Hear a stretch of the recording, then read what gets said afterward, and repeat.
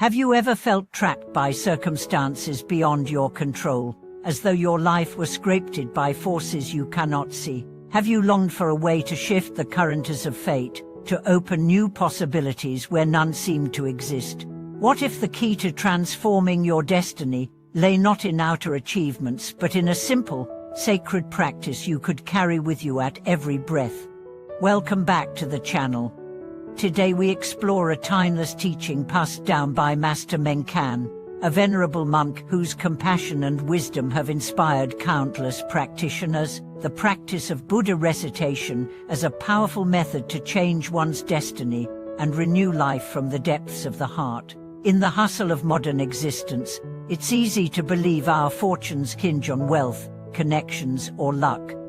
Yet Master Mengcan's profound insight reveals that the vibration of a single holy name, repeated with sincerity, can realign the unseen forces that shape our path, opening the door to profound transformation.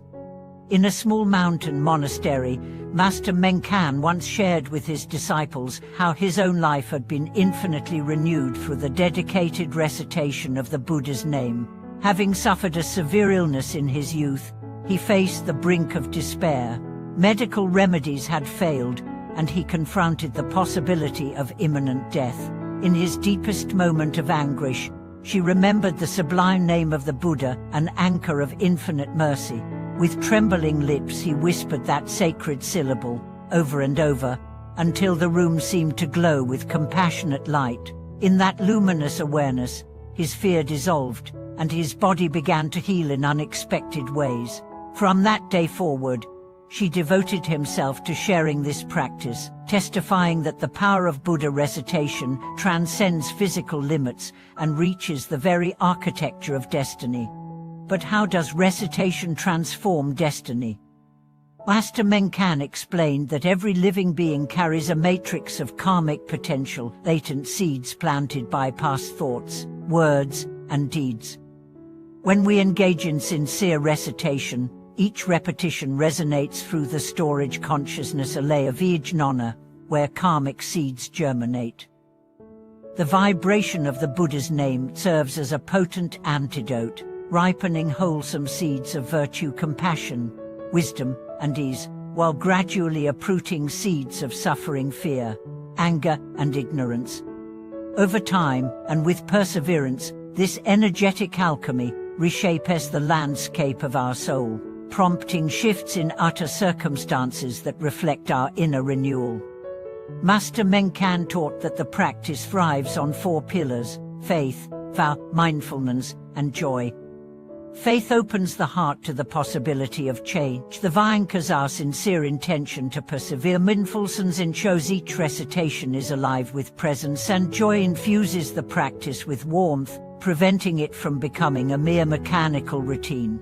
When these elements converge, the practice becomes a living, breathing dance with the sacred, guiding us step by step toward a destiny aligned with awakening. Countless stories attest to this transformative power.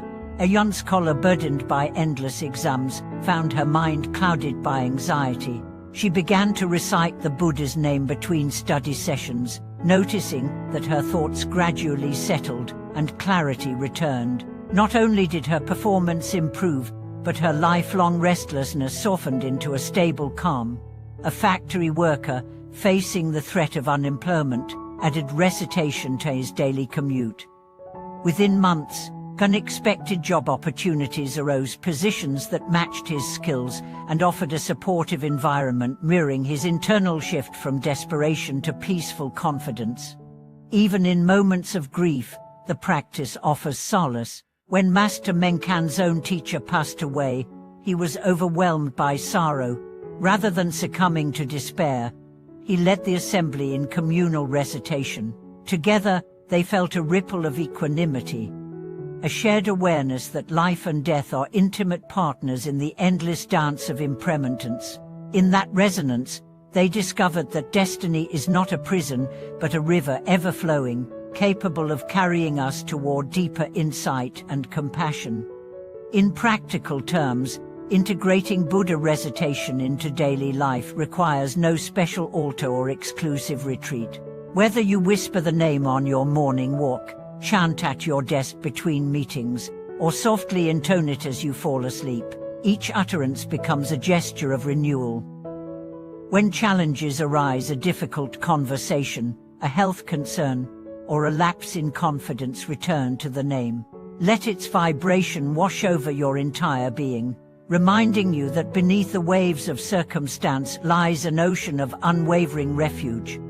As you cultivate this practice, remain gentle with yourself. Destiny is not rewritten in a single chant, but through countless moments of heartfelt devotion. Celebrate each recitation, each pause of mindful inhalation and exhalation, as a step toward awakening the dormant potential within your own heart. Over time, you will notice subtle shifts, a greater ease in confronting obstacles, a budding clarity in life's decisions, and an ever-deepening recognition that your true home lies in the boundless compassion of Buddha's name. In the seasons that followed, Master Mengcan encouraged his students to observe how recitation rippled through every aspect of their days. He would remind them that true transformation is rarely dramatic in a single moment. Instead, it unfolds quietly, like the steady growth of a tree's roots beneath the sill.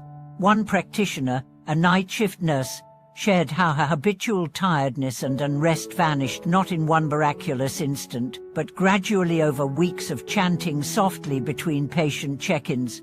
She noticed that her reactions to emergencies became more composed, her compassion more spontaneous, and even her dreams shifted from restless images to visions of crystalline light. Without any fanfare, her destiny, once marked by fragmentation, began to realign around steadfast peace. Master Mengcan also spoke of the power of collective resonance. In one memorable gathering, a handful of villagers joined him at dawn for group recitation under a spreading banyan tree. As their voices interwove with birdsong and the faint glow of sunrise, the very air seemed to vibrate. Several who had struggled with chronic pain found remarkable relief in the days that followed, as though the shared vibration of their devotion had healed not just individual bodies, but the subtle energy of the land itself. This taught them that destiny is never solely personal, and our lives are threads in a vast communal tapestry, each chant strengthening the whole. Yet, the path is not without its challenges.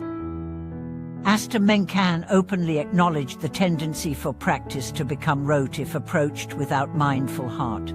He advised, never chant simply to pass the time, chant to connect with the living presence of Buddha within and around you.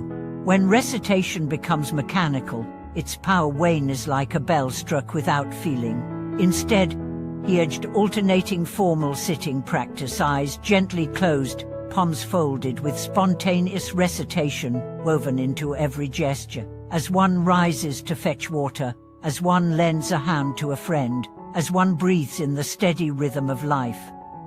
In this way, the practice remains fresh, each uttered name a living act of devotion. On a practical level, Master Mengcan guided his students to integrate recitation into life's natural rhythms. He spoke of breathing in harmony with the name, inhaling in silence, exhaling softly, uttering amiti. This simple method makes each breath a vessel for transformation, ensuring that mind and body move as one. Whether descending a mountain path or navigating city streets, one's entire being can become a walking temple, each inhalation gathering clarity, each exhalation releasing doubt. As years passed, many found that their outer circumstances, relationships, careers, health shifted in synchrony with their inner change. Some who felt trapped in toxic work environments discovered unexpected opportunities to serve with kindness elsewhere. Others, burdened by long-standing fears, woke one morning to find the very sources of their anxiety diminished, as though the soft power of the Buddha's name had dissolved the barriers they had built around their own hearts. Ultimately, Master Mengcan taught that the highest fruition of recitation is not merely the alleviation of discomfort or the redirection of fate, but the unfolding of Buddha nature itself. When the name of the Buddha becomes inseparable from our very awareness, every thought, word, and deed radiates the same compassionate light. In that state, destiny ceases to be a line drawn in the sand and becomes an ever-flowing river of awakening, carrying us and all beings toward the boundless shore of liberation. Thank you for watching this video. May Master Mengcan's timeless guidance inspire you to make Buddha recitation your heart's practice, transforming each breath into a step toward profound renewal. Please share your reflections and experiences in the comments below, and don't forget to like and subscribe for more explorations of living Dharma. May every syllable you utter open the door to a destiny overflowing with compassion, wisdom, and unending peace.